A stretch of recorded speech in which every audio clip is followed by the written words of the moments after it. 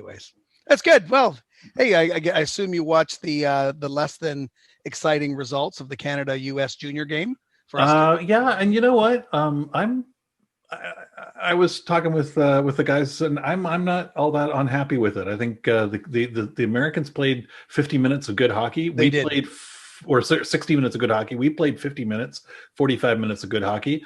And when we turned it on, their goalie just said, "Nah, it's not Yeah. going to happen, guys." Well, they clogged up the slot too. There was Yeah, no like all the shots were from the outside. I mean, outside I exactly. thought a couple of them might get through, and bounce off someone's stick like they usually do, but they were just like a machine on the Yeah, inside, just above the net.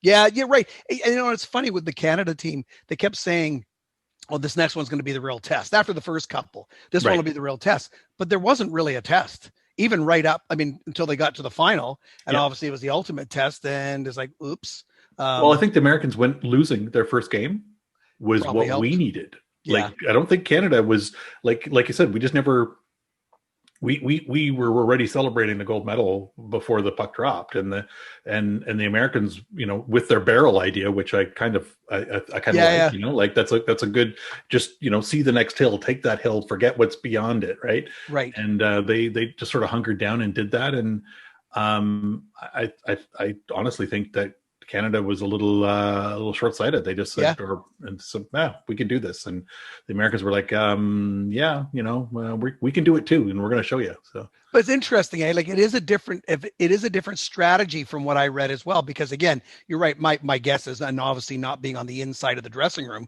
but the Canadians, like, it's gold or nothing. So we just look at the gold.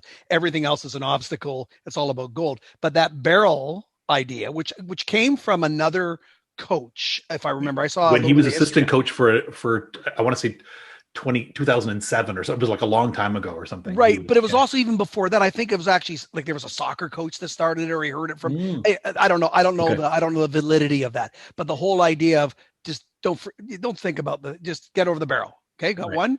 Perfect. Let's see the second barrel. So it's that whole idea of the goals when you have a goal, sort of like what we talked about last week I when we was going to say, started. you know what, this is actually coming to exactly what we talked about last What we week. talked about, because we said instead of like thinking this massive social marketing, media campaign and everything else, hey, let's just record some stuff and see where it goes.